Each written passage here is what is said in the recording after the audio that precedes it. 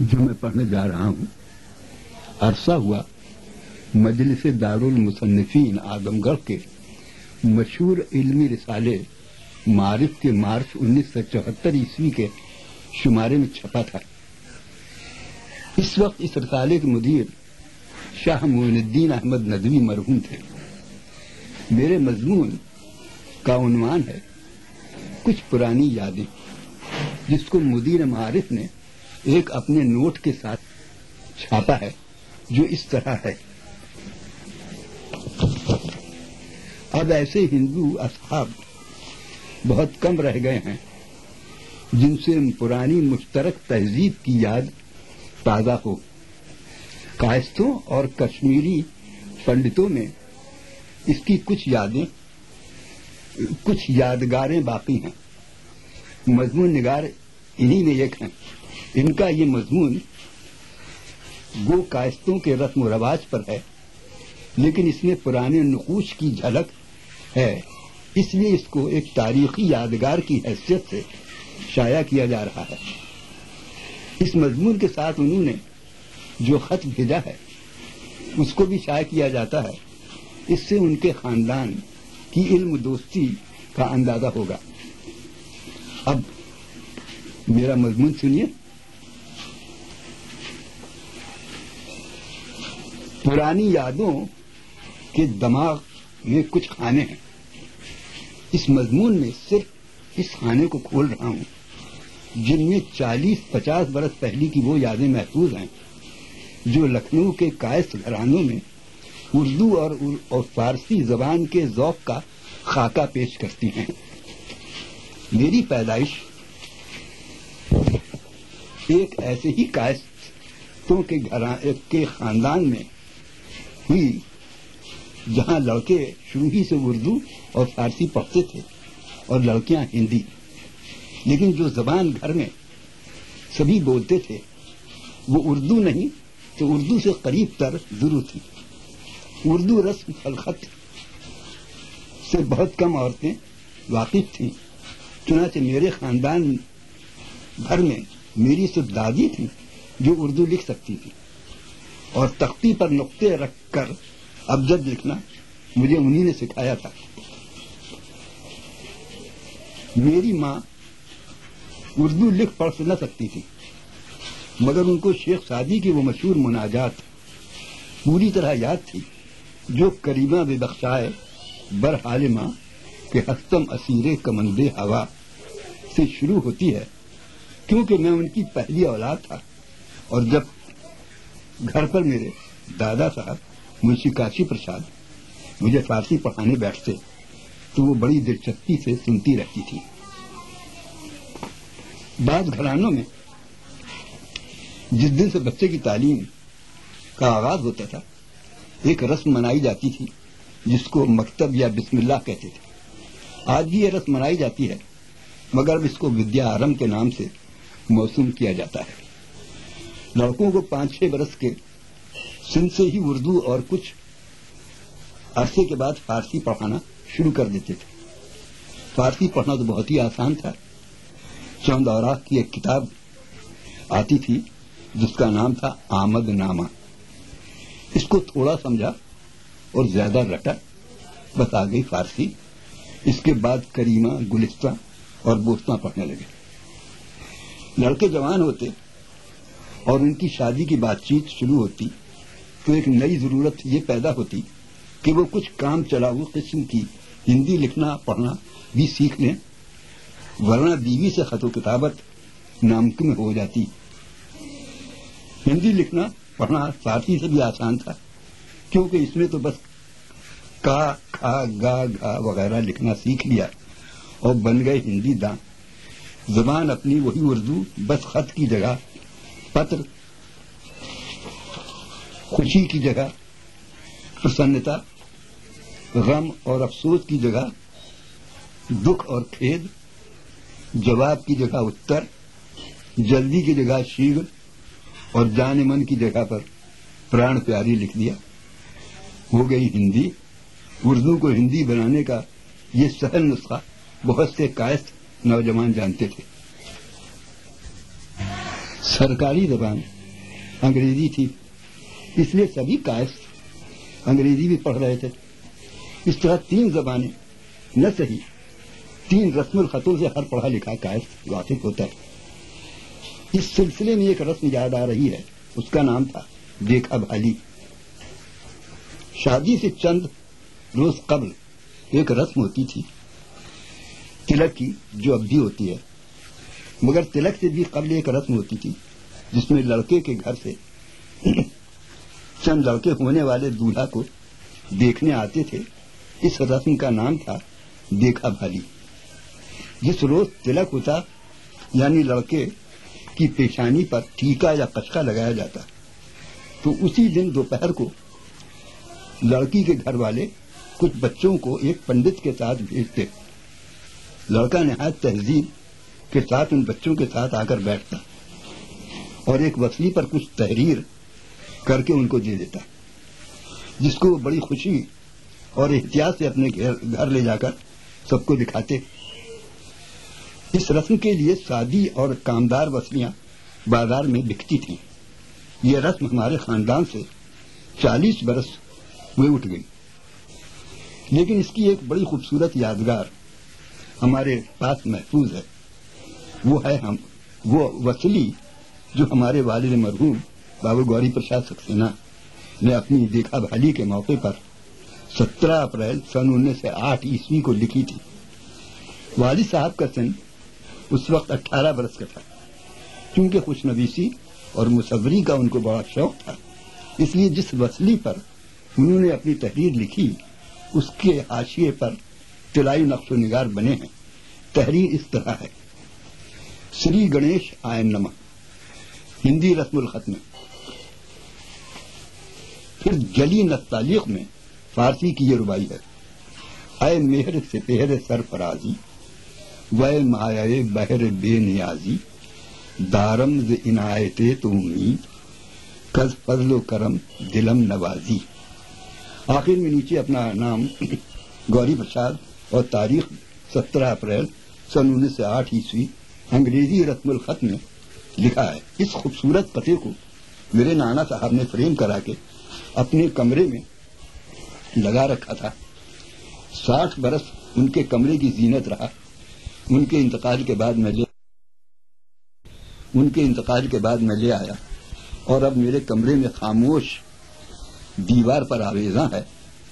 खामोश इसलिए कहा कि अब मेरे खानदान में इसको पढ़ने वाला मेरे सिवा और कोई नहीं है। दूल्हा मियां की काबिलियत का इम्तिहान देखा भाली पर खत्म न हो जाता था। एक रस्म और होती थी। शादी हो जाने के बाद दूसरे दिन उसको कलेवा कहते थे। कलेवा में शाम के वक्त दूल्हा अपने से छोटे लड़कों के साथ ससुराल पहुंचता था और घर के अंदर उसको बुला लिया जाता था। उससे पर्दा कोई न करता था। तमाम औरतें इसको घेर कर बैठ जाती और वो बड़े इसरार के बाद 2-1 शेर सुनाता था, जिसके लिए उसको लड़की के वालिदैन या दूसरे अफराद नजराना देते थे। इसके साथ जो लड़के आते थे वो भी गजलें सुनाते थे। इसके जवाब में लड़की के घर वाले लड़के भी खूब गजलें पढ़ते थे। एक ऐसी ही गजलबाजी के मौके पर एक लड़के ने महज अपनी याददाश्त से पूरी फारसी की गजल सुनाई थी, जिसका एक शेर मुझे अब तक याद है: मन तो शुदम तो मन शुदी, मन तन शुदम तो जान शुदी, ताकस न गोयद बाद दिन, मन दीगरम तो दीगरी। इस मौके पर गजलें एक मखसूस लहन के साथ पढ़ी जाती थी और तलफ़्फ़ुज़ की सेहत का बहुत ख्याल रखा जाता था। इस जमाने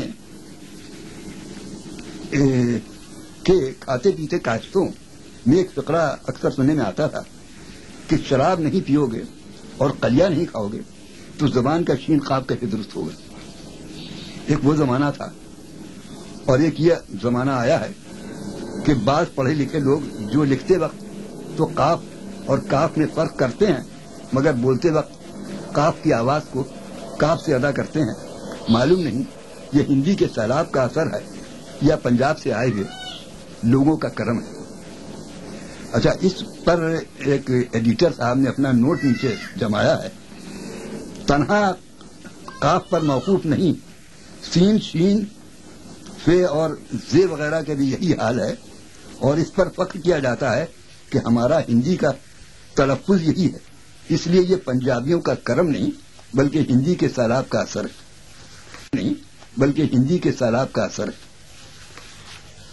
اچھا، شادی کا ذکر آیا ہے تو یہ بھی بتا دوں کہ شادی کے لیے آج کل کے جیسے دعوت نامے نہیں جاتے تھے، بلکہ ایک لمبی فہرست عزیزوں کی تیار کی جاتی تھی جس کو بند کہتے تھے.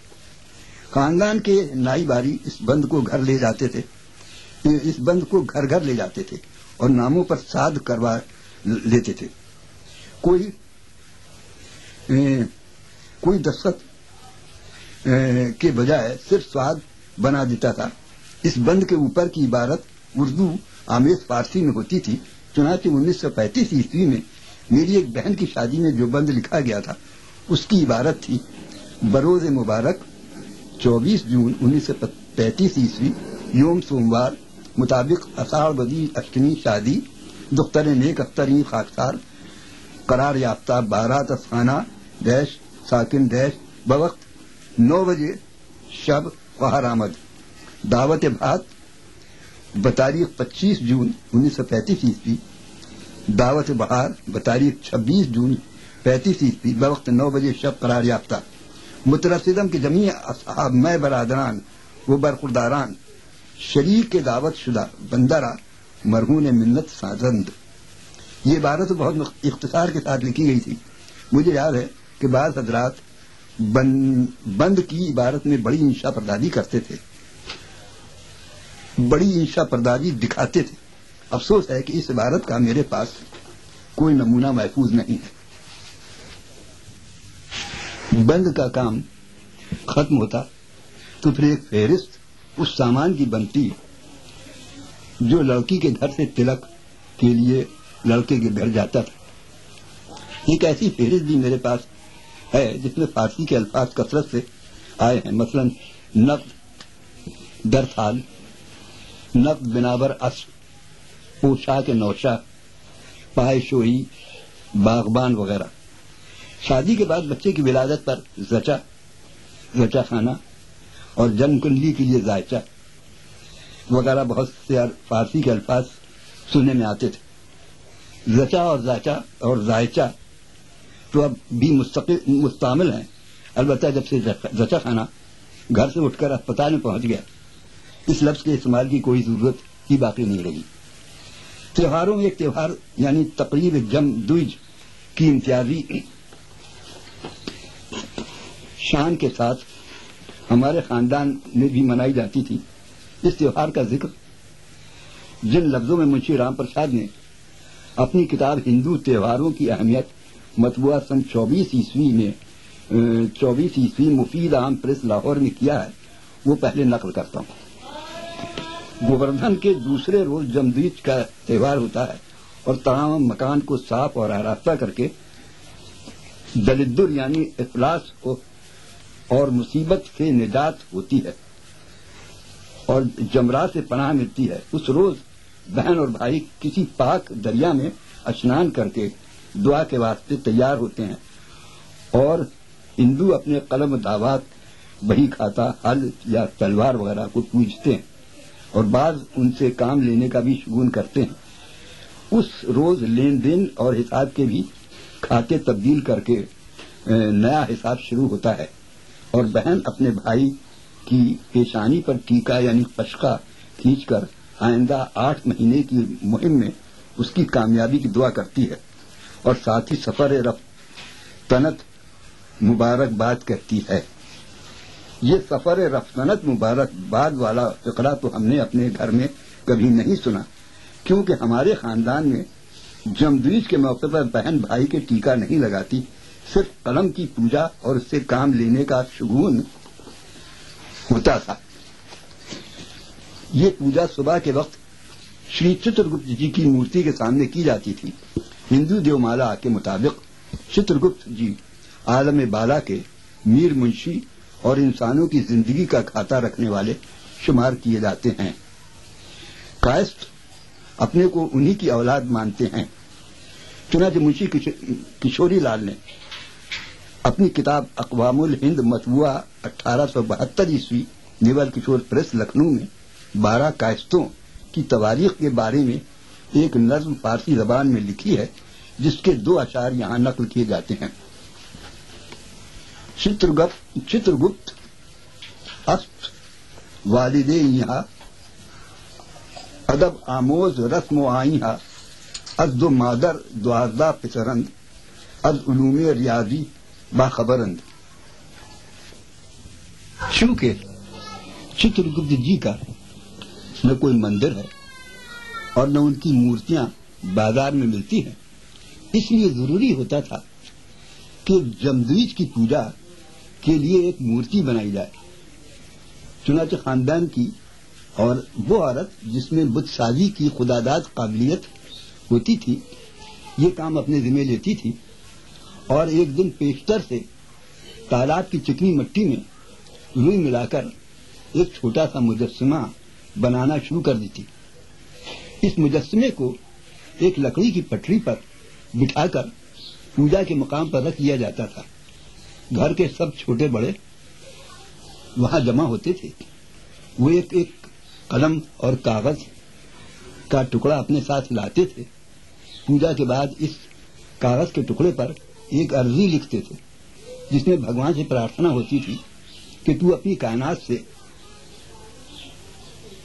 मुझे 6 चीजें अता कर दे: इल्म, अमल, फरागदस्ती, ईमान, अमान और तंदुरुस्ती। फिर इस पर अपना नाम लिखकर चित्रगुप्त जी की मूर्ति के चरणों में रख देते थे और हाथ जोड़कर उड़ जाते थे। ये अर्जी भी फारसी की एक रुबाई की सूरत में होती थी। ऐ खालिक हर बुलंद पस्ती, 6 चीज अता बिकुंज हस्ती, इल्मो अमलो फराग दस्ती, ईमान व अमान तंदुरुस्ती। बात कम फहम हजरात जो फराग दस्ती का सही मतलब नहीं समझ पाते थे, इस ख्याल से कि इस रुबाई में कहीं दौलत का तो जिक्र नहीं है, कई लाख रुपए की रकम भी इस रुबाई के नीचे लिख देते थे। ये रस्म भी हमारे खानदान से अब उठ गई है। कितने अर्जी लिखने वाले चले गए, जो बचे हैं और अपनी अर्जियों में लाखों रुपए की रकम लिखा करते थे, आज भी उसी तरह तंगदस्त हैं जैसे पहले थे।